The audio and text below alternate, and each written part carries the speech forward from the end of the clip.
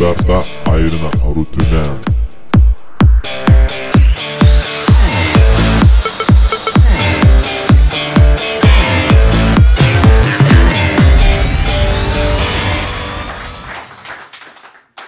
Sveiki, ponai. Žodžiu, šiandien aš padariau tokį įdomų dalyką. Atsivedžiau dvi žavias damas. Paplaukim jom.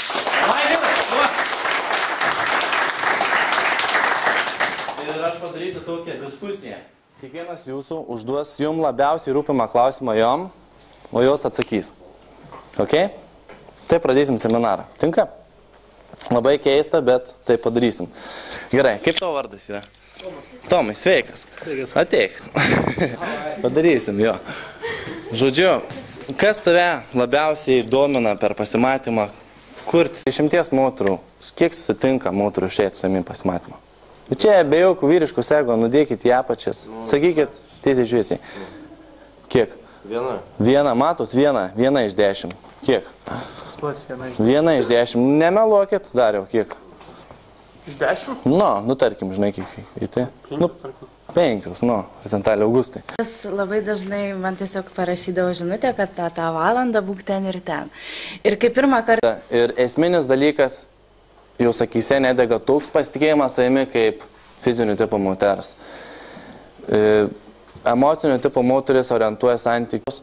Jeigu tu surasi silpną narį, nepritampantį prie grupės ir tu jam skirsi daug dėmesio, čia tu labai lengvai ją suviliosi, nes psichologiškai stipriai paveikia ją. Labai. Nes ji negauna dėmesio, neturi pasitikėjimo savimi bendraujant su vyras, o tu bomt. Kaip tokie nariai atrodo? Įvyko vakar, už vakar. Tiesiog apsikeičia paprastas pokalbis.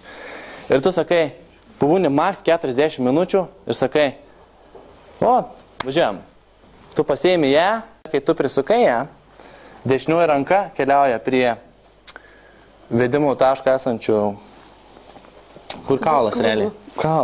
Matai 90 didelis rigludės ir pasuki ją, o pats užeini už nugaros. Tai tik šitą momentą padaryk dar kartą, parodysiu. Na čia žinai. Pasuki, pagauni iš pečių, tai, iš pečių pagauni ir paėmi čia ir atsuksi kitą petį, parodysiu. Nu dar.